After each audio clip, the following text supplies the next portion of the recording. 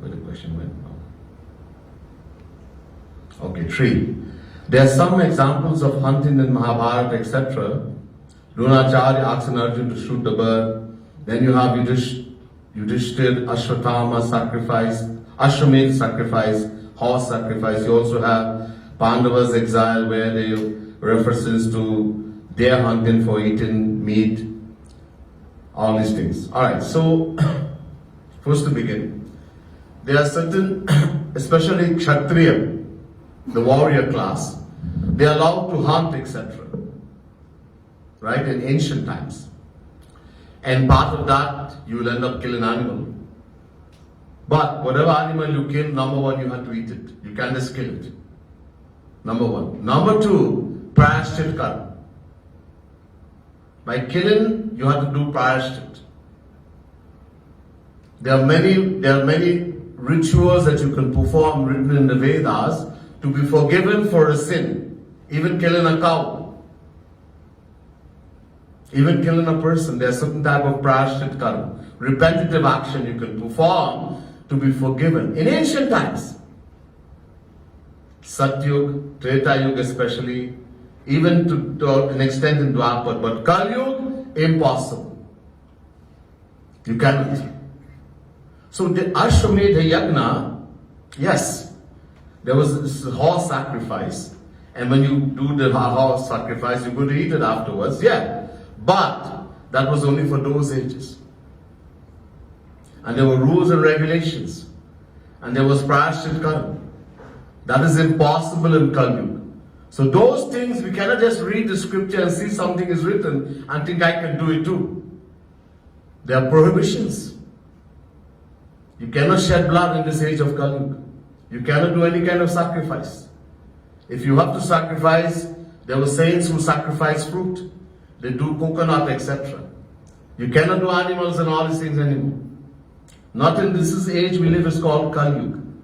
Because we cannot perform those prayashchit karma, those repetitive actions, etc.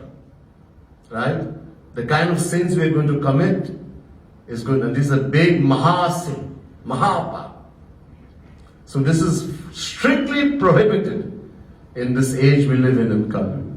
There are, as I said, certain rules like for Kshatriya, etc. in different ages. There were certain provisions where they can do certain things, but they had to perform the prayashchit karma also, the repetitive action, or else they will suffer the sin. It didn't mean that they did it and they didn't suffer the sin. If they did not perform the prayashchit karma, then they will have to suffer the sin of that action of killing the animal, etc. You see, don't just look at one thing, who did what. We have to know the whole story. Right? And these are all written in the Vedas, etc. Hindus justify all these instances of partake in meat. No, we don't. Does it mean it's okay to kill and eat meat? No. No karmic death, too much karmic. If you're eating fowl, chicken, goat, how many goat, how many chicken, how many duck you have eaten so many times, you'll have to come back as a chicken, as a fowl, as a goat, and somebody's going to eat you. It's written in Garud Puran, etc. Don't only read one scripture. There's karmic action, there's karmic fruit for everything. Besides going to hell and suffering, so many times that action will have to be worked out. If you read there's a book called Garud Puran, nobody will do anything wrong. The kind of punishment you get.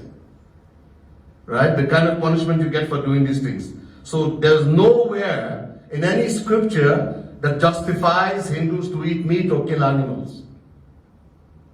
Nowhere. Hindus are the most loving, kind of any type of religion. Because we see God everywhere. In everything. And we know the soul exists. A true Hindu.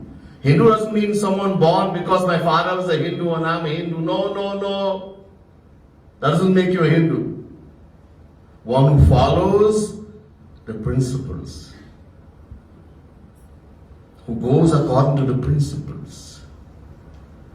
Right? And there's a lot. Don't look at an example and say this is what Hindus do. There's a lot of story behind that, a lot of philosophy behind that.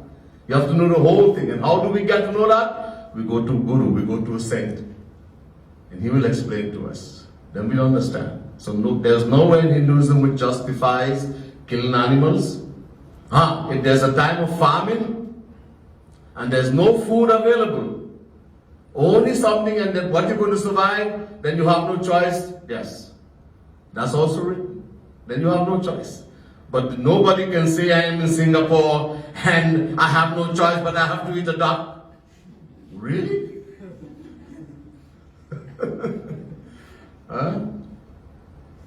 If there's a famine, there's nothing existing, no vegetable, no fruit, and you see the duck, then fine. And you have to eat to live. So that is there also in the scripture. So it doesn't justify anywhere.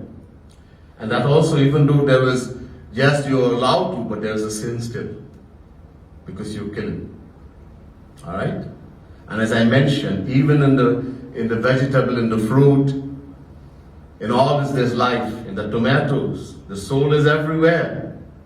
So to be forgiven, that's lower one. Higher is bigger sin. The elevation of life form, the greater is the sin. If we kill a human being, it's the biggest sin. So vegetable also, fruits, etc. So to forgive for that sin, Sri Krishna says in the scriptures, give me 10% of your own.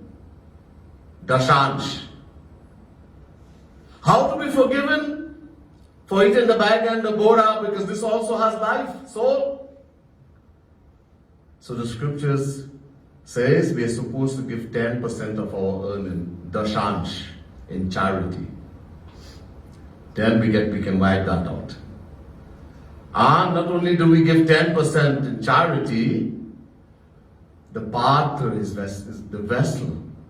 Deshe patra chakale tattanam satvikam smitam. Chapter 17 verse 20 Gita. Shri Krishna says, according to the vessel, when you give that charity, that's the fruit you're going to get. If you give someone, you see a guy on the road and you think he is begging, and then you give him some money, and you give him some money, and he goes and buys some alcohol or some drug, and he gets intoxicated and he kills someone, then part of the sin is yours. You aided and abetted. You think he's hungry, buy some food and give to him. He doesn't want food, he wants drugs, or else he's a strong person, he can go and work. If somebody doesn't have a foot or arm, I can understand.